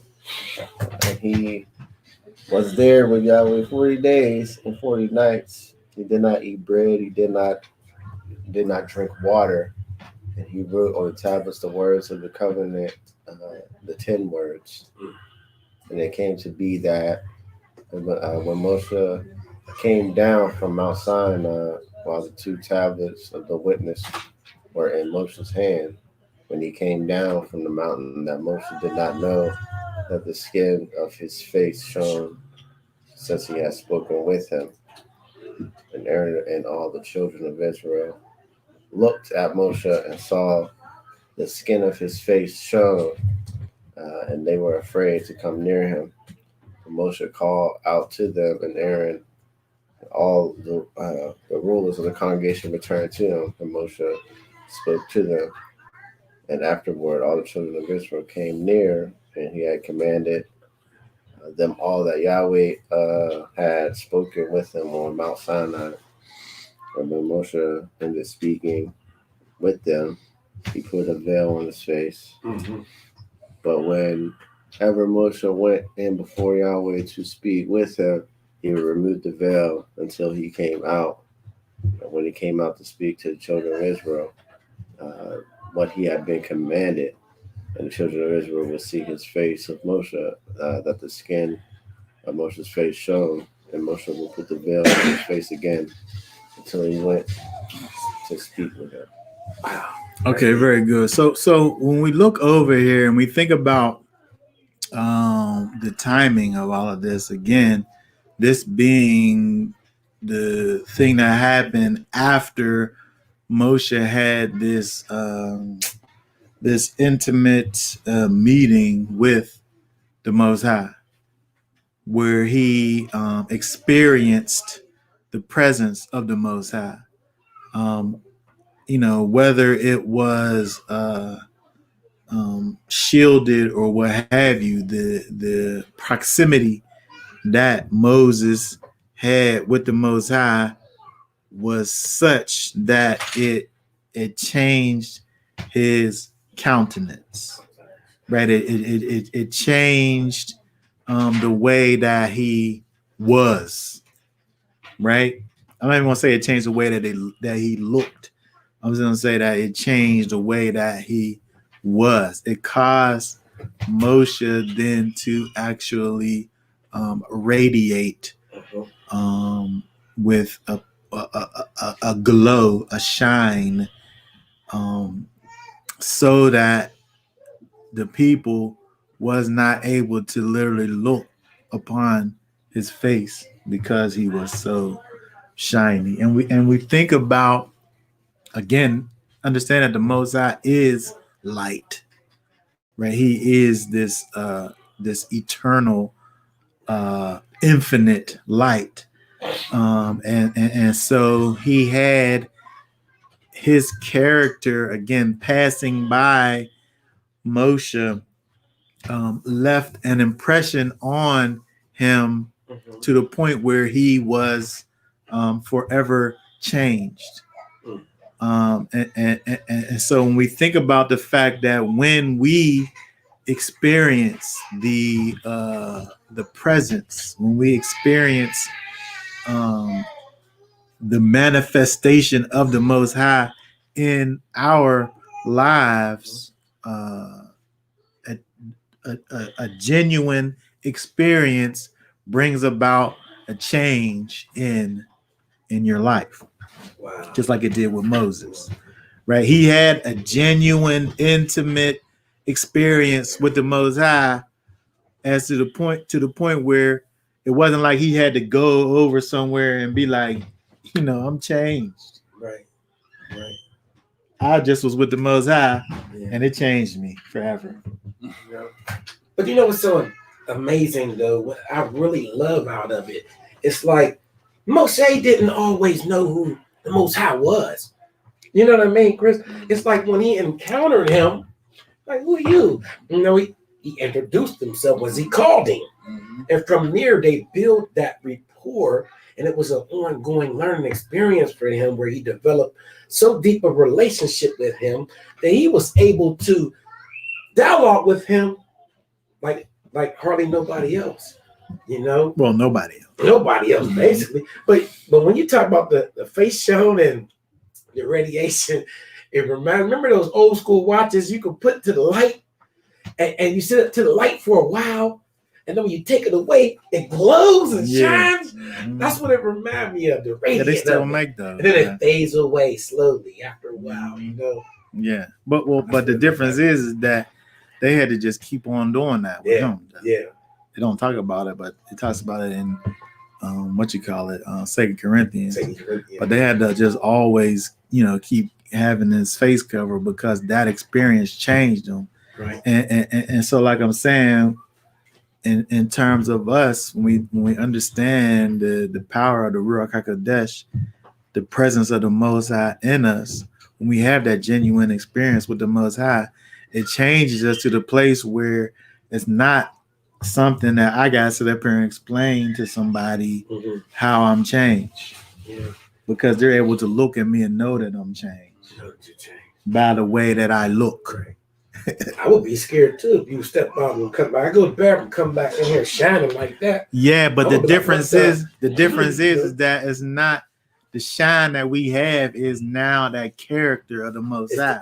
Right. And especially dealing with people who seen you before you went up the proverbial mountain and had your proverbial experience with the Most High. So he said, my past life been transformed by the renewing of my mind, which caused the onlookers on the sideline to see such change and say, whoa, is that really you? That's the shine. Yeah. And they don't want to see the shine. They don't want to see it's blinding them.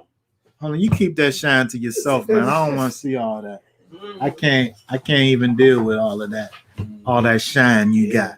But they know that there's a change. Right. It don't got to be like, he changed me. They could look just like they looked at Moses. They look at Moses and seen that he was different. Right? Yeah.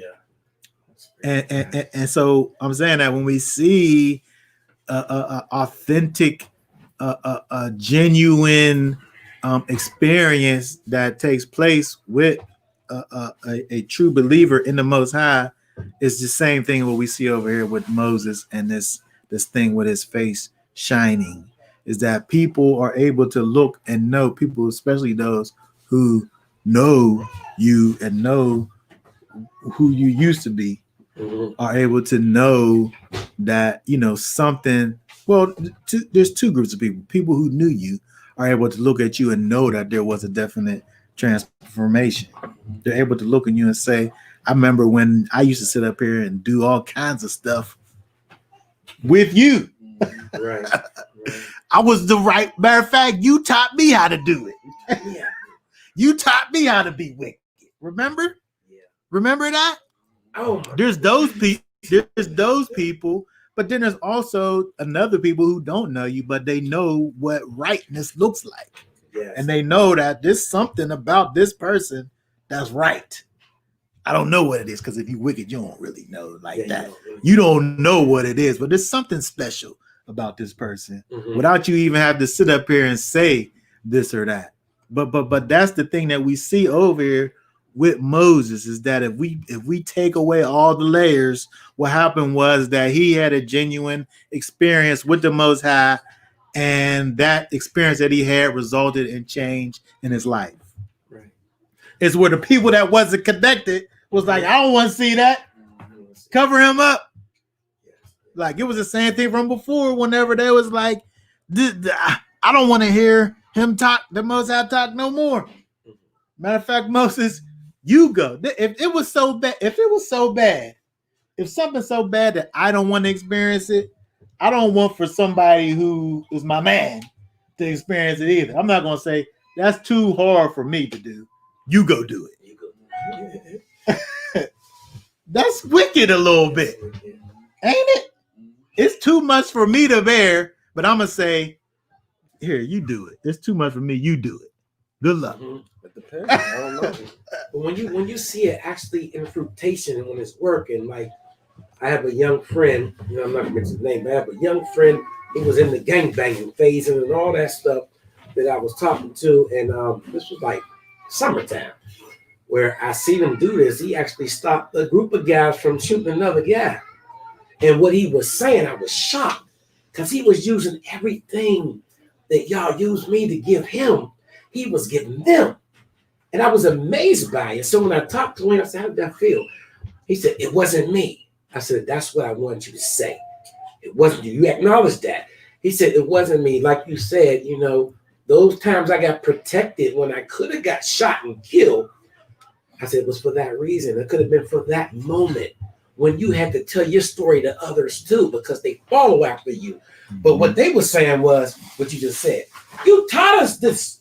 You taught us this. Now you telling us not to do this. So I was peeping it, so that's just exactly how you explained it. Yeah. And that's how it be. It be like that sometimes. But we just want to take notice of the fact that again, that thinking about the Most High making a covenant with his people, right? And again, this is a picture. This whole thing is a picture of the renewed covenant that we experience with Yeshua, as of where he goes, to a people who was formerly connected, but because of our transgression became disconnected, right? And so now he's renewing the thing that he had already dealt with us in terms of binding himself to his people, but now he's taking extra steps so that the past wrongs, the past transgressions don't resurface. And so the situation is fresh in the people's mind, idolatry and all of these things. So that's the first thing that he deals with. I'm making this covenant with you. Here's what not to do. These people that I'm going to take away out, that I'm going to dispossess, don't do the things that they do. And I'm not just telling you not to do these things, but as you don't do those things, do these things. Don't do things that I don't like. Do the things that I do like. And here's how I want you to do it. And here's my servant Moses, who's able to lead you and guide you and show you the way that you are to go, right?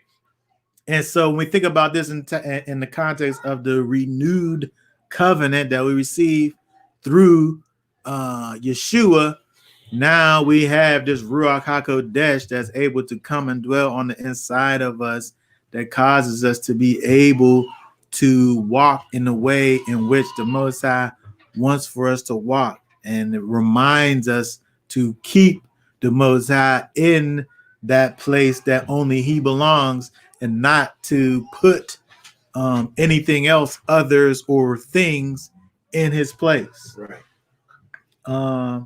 And so, when we look at this chapter 34 of Exodus over there,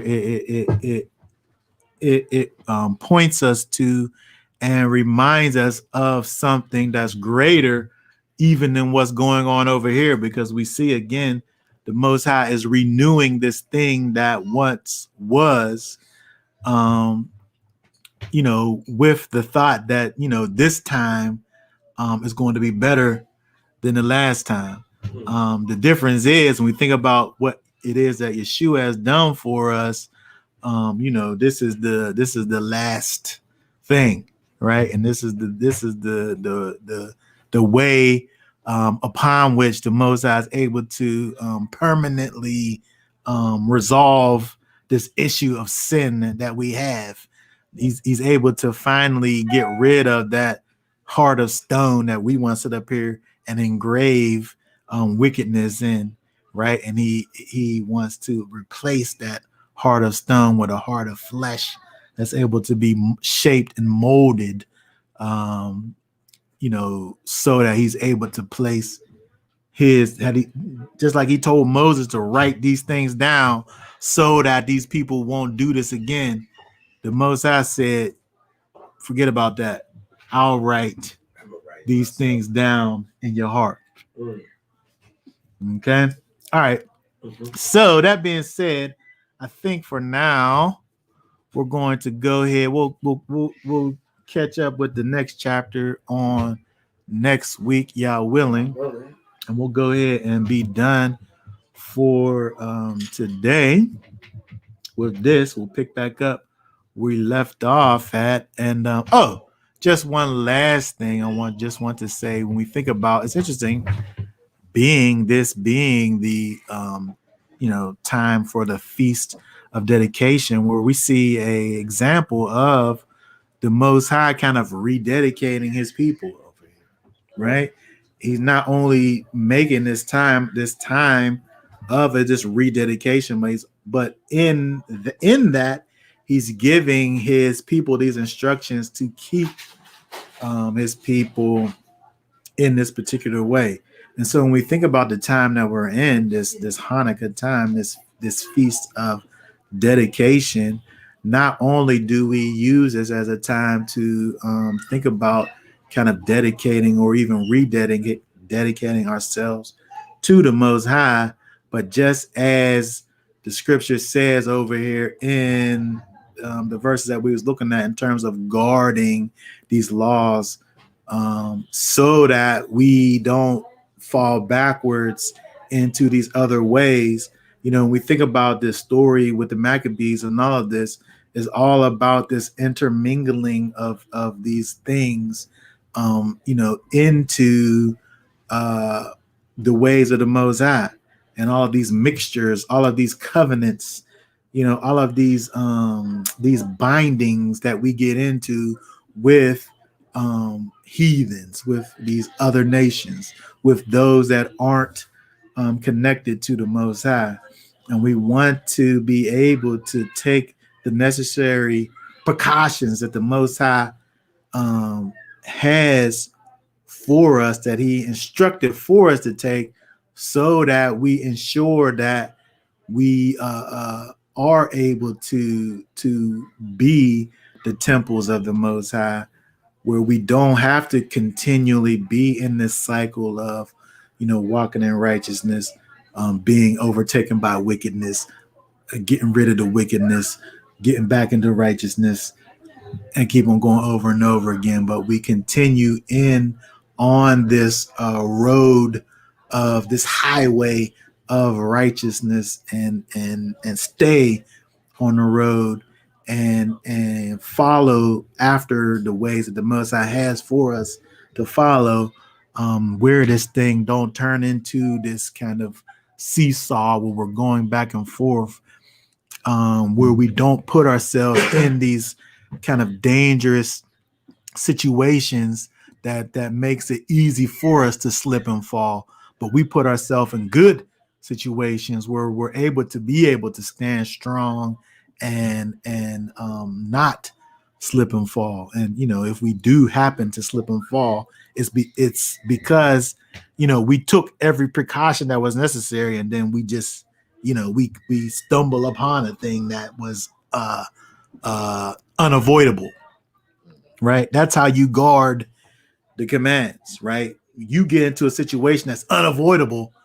That's way different than looking off and seeing it up there and like, well, it's gonna be a while till I get up there on that part of the road. So I just want to think about it until I get there. Until next thing you know, you're there.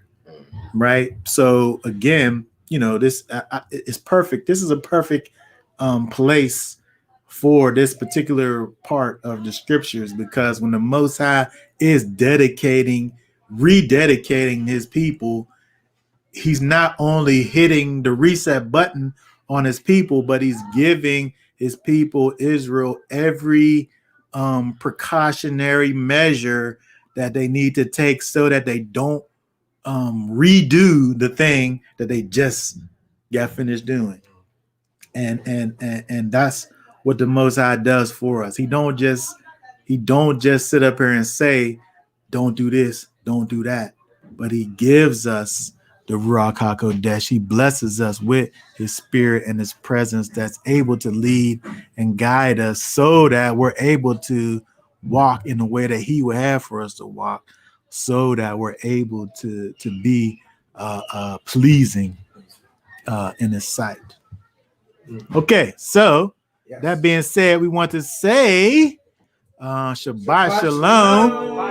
And yes, happy Hanukkah. Y'all willing, we'll be back on next week with more of this Torah. Okay. Shabbat Shalom. Yeah.